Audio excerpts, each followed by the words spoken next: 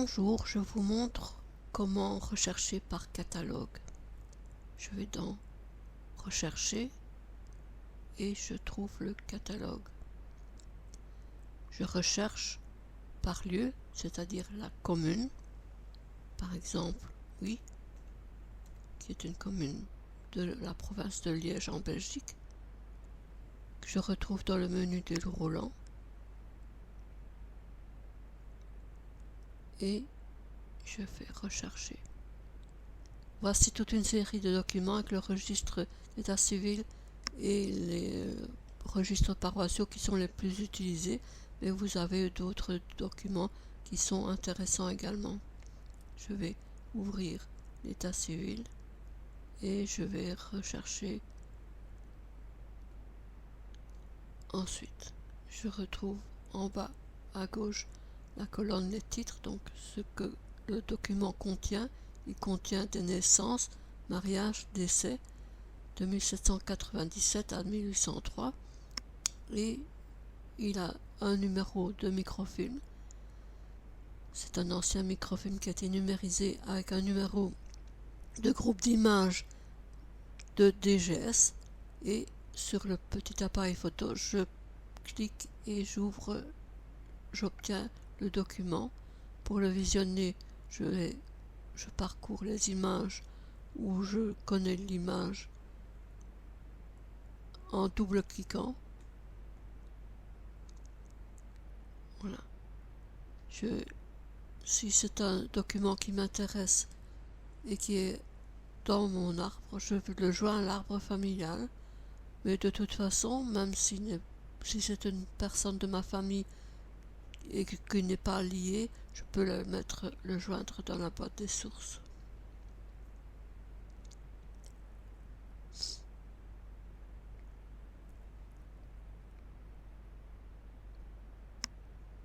Si je veux mémoriser et ne pas refaire la recherche, j'ajoute ce document à ma liste d'impression.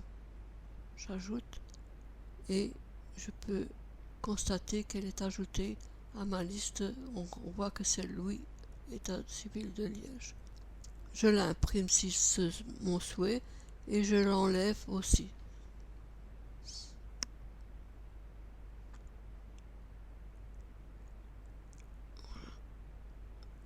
Pour les recherches par lieu, je recherche aussi par sujet. Si j'inscris le même sujet, c'est-à-dire oui, je retrouve toute une série de documents qui sont différents. On retrouve les mêmes, ceux que j'ai montré tout à l'heure, plus d'autres. Donc, parfois il est intéressant d'utiliser tous les moyens. Je vais vous montrer par mots-clés, toujours la même commune de oui, et vous allez voir que je retrouve toute une série de documents différents et il y a 10 pages. J'utilise alors les filtres ici à gauche, donc si je veux voir tout ce qui est en français, je n'ai plus que 330 et je choisis aussi les années, ou si je veux uniquement les naissances, mariages, décès, j'en ai plus que 176, donc j'en ai moins à parcourir. Il y a tous les registres paroissiaux, etc., mais d'autres documents. Donc à vous de examiner tout ce qui est proposé. Je vais rechercher par catalogue. Et la dernière chose que je voudrais vous montrer, c'est aussi les noms de famille. Donc, bien sûr, tous les noms de famille n'ont pas des documents qui sont numérisés, mais il y en a. En voici un. Et voici la famille Charlot. Et il y a d'autres, il y en a 4. Donc, Charlotte, Charlot, voilà, c'est probablement ici la famille Poncin. Donc, Charlot fait partie de la famille Poncin. Il y a 2 auteurs, donc qui est le même, donc probablement vous avez un complément dans l'autre. En voici le même, je peux aussi l'ajouter à la liste d'impression, comme ça je n'aurai pas besoin de revenir dessus. Et voici le film qui est ici, je consulte.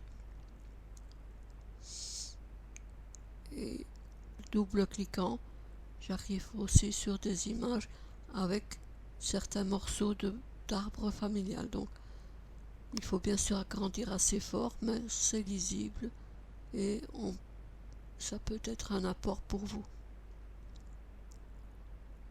De la même façon, je le joins à mon arbre ou tout au plus à la boîte des sources. Si le nom m'intéresse, la boîte des sources est intéressante d'utiliser.